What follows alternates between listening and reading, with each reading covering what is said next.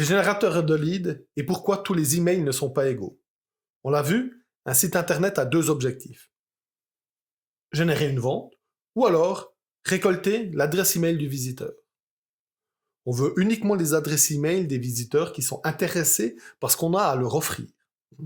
Et ça, c'est le travail du générateur de leads.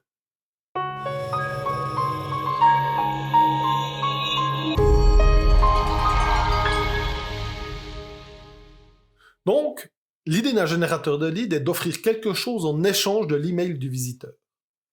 Mais comme pour les chasseurs, il y a les bons générateurs de lead et les mauvais générateurs de lead. Un mauvais générateur de lead est un générateur qui, soit n'est pas assez intéressant et aucun visiteur n'est prêt à donner son adresse email en échange, ou, et c'est presque pire, il est intéressant pour tout le monde, et même les personnes qui ne sont pas vraiment intéressées par nos produits ou nos services, mais qui le désirent et donc sont prêts à donner leur adresse email pour l'avoir. Ce qui fait qu'on finit avec des adresses qui ne vont pas vraiment nous permettre de générer des ventes par la suite. On va prendre un exemple. Imaginez-vous, vous êtes un restaurateur et votre générateur de lead, c'est la recette du dessert colonel. Un colonel, c'est simplement du sorbet citron avec de la vodka. Personne donne son adresse email pour ça, parce que c'est tellement basique que ça n'a pas de valeur. Ou alors, le générateur de lead est un concours pour gagner une PS5, une PlayStation 5. Toutes sortes de personnes vont participer, car le gain intéresse vraiment beaucoup de monde. Mais la plupart n'auront pas vraiment de lien avec le restaurant, ne seront pas intéressés par le restaurant, mais par la PlayStation 5. Et on finira donc avec une liste d'emails qu'on n'arrivera pas vraiment à convertir en vente.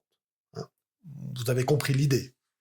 Le bon générateur de lead, et lui au contraire, il est très intéressant, mais principalement pour les personnes qui ont un intérêt pour votre entreprise, pour vos services ou vos produits.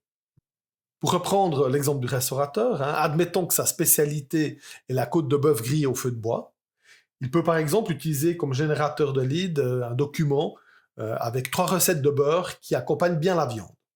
Regardons pourquoi c'est un bon générateur de lead. Déjà, tout d'abord, ce générateur a un lien direct avec le restaurant. Ça parle de recettes. C'est pas une PlayStation.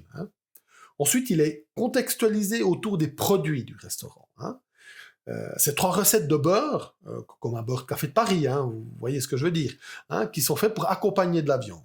Et ça tombe bien, car les personnes qui sont intéressées par ces beurres seront sûrement intéressées par la spécialité du restaurant, qui est donc la côte de bœuf grillée au feu de bois. Disons qu'il y a peu de chances qu'une personne végane s'intéresse à ces recettes. Rien contre les véganes, mais c'est lié des beurres pour la viande dans un contexte où la spécialité est de la viande. Et je pense pas non plus que l'ado, qui préfère aller chez McDo ou à manger un grec ou un kebab, s'intéresse vraiment à des recettes de cuisine. Donc, ce générateur de lead attire uniquement, ou disons principalement, des personnes qui peuvent être intéressées par le restaurant. Il ne va pas vraiment attirer d'autres personnes. Ce qui fait que les adresses email récoltées ont une vraie valeur pour le restaurateur. Car ces emails ont une vraie chance à être convertis en réservation pour venir manger la fameuse côte de bœuf au feu de bois. Et c'est ça, un bon générateur de lead. Quand vous mettez en place un générateur de lead, cherchez toujours un générateur de lead qui fait du sens pour vos clients et qui soit contextualisé par rapport à vos produits ou à vos services. Si les astuces de marketing vous intéressent, abonnez-vous à notre chaîne YouTube. Cliquez sur le pouce levé pour dire que vous avez aimé la vidéo. Cliquez sur le bouton rouge pour vous abonner à la chaîne et cliquez sur la petite cloche pour ne rater aucune nouvelle vidéo. Bonne journée.